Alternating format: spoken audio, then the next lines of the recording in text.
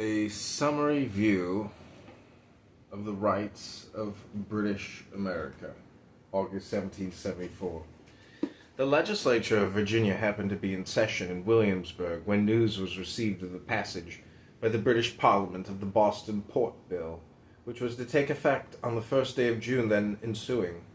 The House of Burgesses thereupon passed a resolution recommending to their fellow citizens that day should be set apart for fasting and prayer to the Supreme Being, imploring him to avert the calamities then threatening us, and to give us one heart and one mind to oppose every invasion of our liberties. The next day, May 20th, 1774, the governor dissolved us. We immediately repaired to a room in the Raleigh Tavern, about 100 paces distant from the Capitol, formed ourselves into a meeting, Peyton Randolph in the chair, and came to resolutions declaring that an attack on one colony to enforce arbitrary acts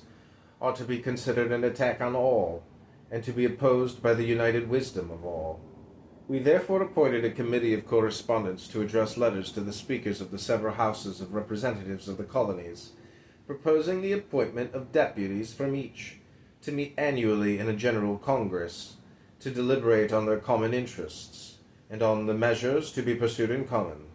The members then separated to their several homes except those of the committee, who met the next day, prepared letters according to instructions, and dispatched them by messengers express to their several destinations.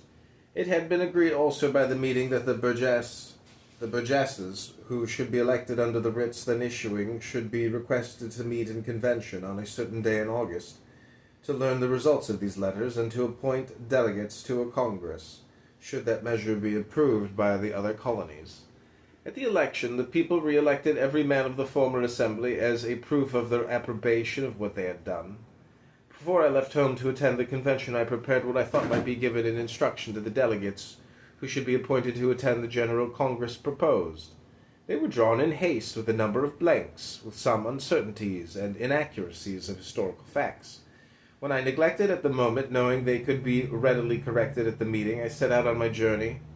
but was taken sick on the road and was unable to proceed. I therefore sent on by express 2 copies, one under cover to Patrick Henry, the other to Peyton Randolph, who I knew would be in the chair of the convention. Of the former no more was ever heard or known. Mr. Henry probably thought it too bold as a first measure, as the majority of the members did, and the other copy being laid on the table of the convention by Peyton Randolph, as the proposition of a member, who was prevented from attendance by sickness on the road, Tamar sentiments were preferred, and I